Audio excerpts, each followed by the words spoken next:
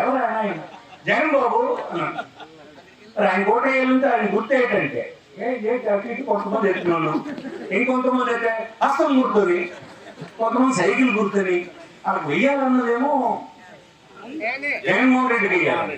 జగన్మోహన్ రెడ్డి గుర్తేంటో తెలియదు. కొద్దిమంది ఉంటారు. ఇంతమంది మనం అందరం వీరులు సైనికులు ఉన్నప్పుడు మనం ఏం చేయాలంటే అలాంటి ఒక్క ఓటు కూడా ఎక్కడ అలాంటి పొరపాటును కూడా పడలేకూడదు. అందుకోసం చెప్తూ ఉండాలి, ఎప్పుడైనా మన గుర్తు ఫ్యాన్ అని చెప్పి మాట్లాడాలి. అందుకోసం మన గుర్తు మనం నోరెప్పకుండా చెప్పగలిసినటువంటి గుర్తు మంది. ఇలా చెప్తా సార్. ఈవేళ పోటీ ఏంటంటే రెండు రాజకీయ పార్టీల మధ్యన ఉంది. ఈవేళ ఒక తెలుగుదేశం ఒక 14 సంవత్సరాల పరిపాలన చూసాం. మనది వైఎస్ఆర్ పార్టీ 5 సంవత్సరాల పరిపాలన చూసాం. ప్రజలకి ఇందులో పెద్ద కన్ఫ్యూజన్ ఏముంది? పెద్ద కన్ఫ్యూజన్ కూడా లేదు. కొత్త పార్టీ రాలేదు. కొత్త పార్టీ ఎవరైనా వచ్చి నేను కొత్తగా వచ్చాను, నాకు ఒక అవకాశం ఇవ్వండి, వీళ్ళకంటే గొప్పగా చేస్తానని చెప్పడం లేదు.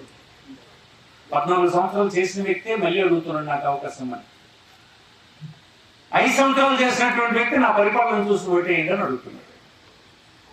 అదే చూడమని చెప్పండి ఎవరికైనా.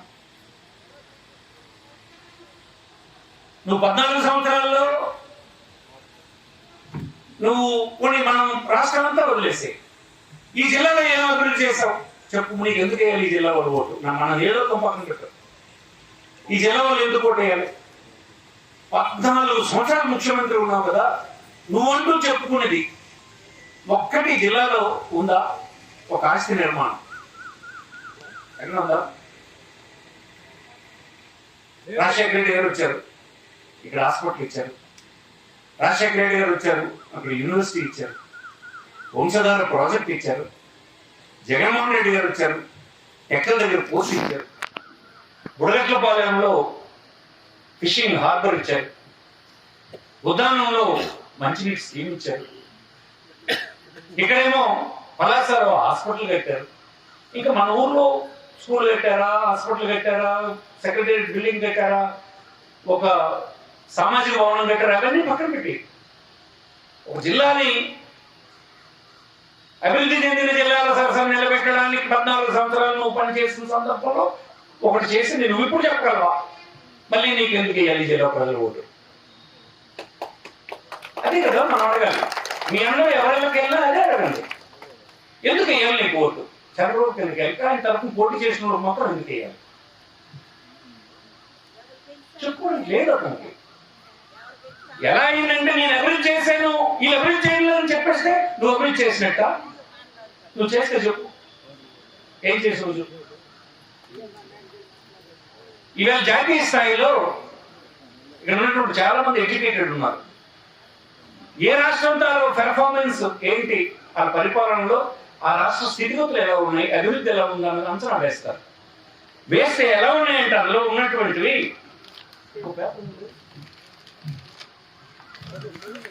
కేంద్ర ప్రభుత్వం నీతి ఆయోగ్ కానీ భారత ప్రభుత్వం చేత నిర్వహిస్తున్న సంస్థలు కానీ ఒక ప్రభుత్వం తాలూకా దీన్ని అభివృద్ధి సూచీల్ని ఇండికేటర్స్ అంటారు. ఆ ఇండికేటర్స్ ప్రకటిస్తుంటారు ప్రతి సంవత్సరం. ప్రతి రాష్ట్రానికి, ప్రతి కేంద్రపాలిత ప్రాంతానికి కూడా ఇస్తారు. ఒక 29 రాష్ట్రాలు మన దగ్గర ఉంటే అందులో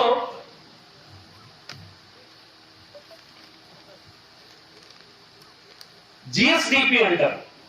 ఈ రాష్ట్రంలో జరిగిన ఉత్పత్తి అంతటినీ కలిపి అంచనా వేసి ఇంత ఉత్పత్తి జరిగింది, రకరకాల రంగాల్లో వచ్చినంత కలిపి ఒక అంకి వేస్తారు. వేస్తే టీడీపీ టైంలో దేశంలో ఈ రాష్ట్రం స్థితిగతులు తీస్తే 22వ స్థానంలో ఉంది. అంటే 29 రాష్ట్రాలు ఉంటే చిన్న చితక కలిపి అందులో 22వ స్థానంలో ఉంది. ఏది? ఈ డెవలప్మెంట్ ఛాంపియన్ చంద్రబాబు గారు నాయకత్వాన. అదే మంది వచ్చింది నెక్స్ట్ జగన్మోహన్ రెడ్డికి ఇచ్చారు. ఏం తెలియని కుర్రాడు అని చెప్పారు. ఇతని టైంలో ఈ 22వ స్థానం ఉంది. 5వ స్థానానికి వచ్చింది. ఈ విషయాలు దాచిపడుతుంటాయి. వాళ్ళకు అనుకూలంగా ఉండే మీడియా దీన్ని ప్రజలకు తెలియనివ్వరు. ఇది మన రాష్ట్రం ప్రకటించింది కాదు, ఇది ఇన్ఫ్లుయెన్స్ చేస్తే అయిపోయింది కాదు, ఇది దేశంలో ఉండేటువంటి ప్రతి సంవత్సరం ప్రకటించినటువంటి లెక్కల ఆధారంగా సైంటిఫిక్ గా చేసినటువంటి క్యాలిక్యులేషన్ ప్రకారం అనౌన్స్ చేస్తారు. అయిందా?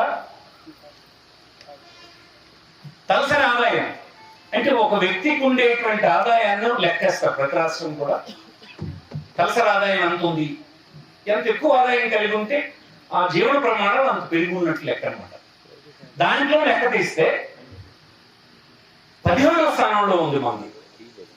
ఎవరు? ఛాంపియన్ చంద్రబాబు గారి నాయకత్వం. జగన్మోహన్ రెడ్డి స్థానంలో ఎక్కడికి వచ్చింది తెలుసా? 9వ స్థానానికి వచ్చింది.